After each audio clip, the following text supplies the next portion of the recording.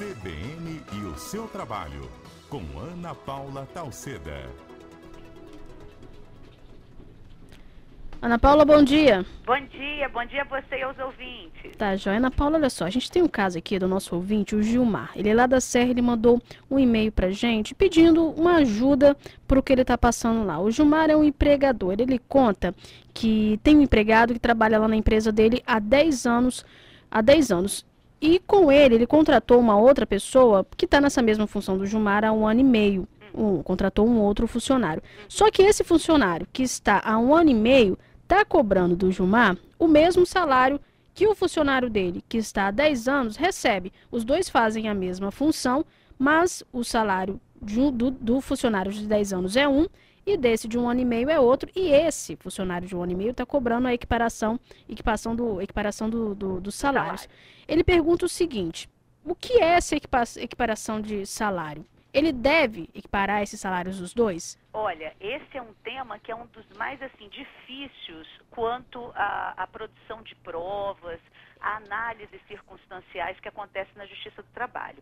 Então, esse empregador, eu não posso dar consulta, eu sou proibida pela ordem, mesmo que não fosse, seria leviano de minha parte fazer uma consulta com dados tão leves, né? Então, eu preciso, para eu fazer isso, teria que ser uma consulta que não é o caso. Eu vou falar um pouquinho para tentar ajudar esse empregador quando cabe essa tal de equiparação salarial. Equiparação salarial é um direito previsto lá no artigo 461 da CLT. E significa, no próprio português a gente vê, que é equiparar salários, ter os mesmos salários quando há essa distinção de salário. Mas em qualquer hipótese, não. Primeiro, olha, a primeira coisa que esse empregador precisa, Gilmar, né? O nome dele? Isso. O seu Gilmar precisa ficar atento.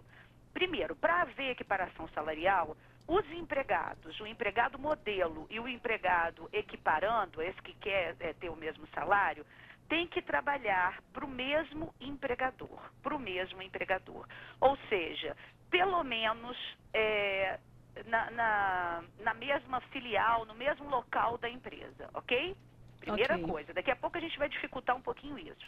Segundo, os dois empregados que desejam, o empregado que deseja equiparação com o seu modelo, com aquele trabalhador modelo, precisa executar exatamente as mesmas atribuições ou tarefas. Isso no aspecto objetivo e subjetivo, ou seja, quando eu falo as mesmas atribuições ou tarefas, eles têm que ter a mesma responsabilidade e os mesmos poderes no exercício da mesma função. Ok, Ana Paula? Trabalhar para o mesmo empregador, para a mesma empresa, mas tem que ser na mesma localidade, ou seja, tem que ser naquele local, naquele estabelecimento empresarial, dentro de um dado município, ou pelo menos em estabelecimentos que estejam dentro de uma região metropolitana. Então, se você trabalha na Serra e o seu colega que ganha mais trabalha na Serra, você pode pedir equiparação salarial. Se você trabalha na Serra e ele trabalha em Cariacica, como é a mesma região metropolitana, o TST tem aceito isso como mesma localidade. Agora vem o que interessa esse seu Gilmar, provavelmente. A diferença no tempo de serviço entre o trabalhador modelo e o equiparando, esse que quer receber o mesmo salário, na função não pode ser superior a 2 anos. Daí, se isso que ele falou, se ele não tem plano de cargos e salários e tudo mais, ele pode se ater aqui.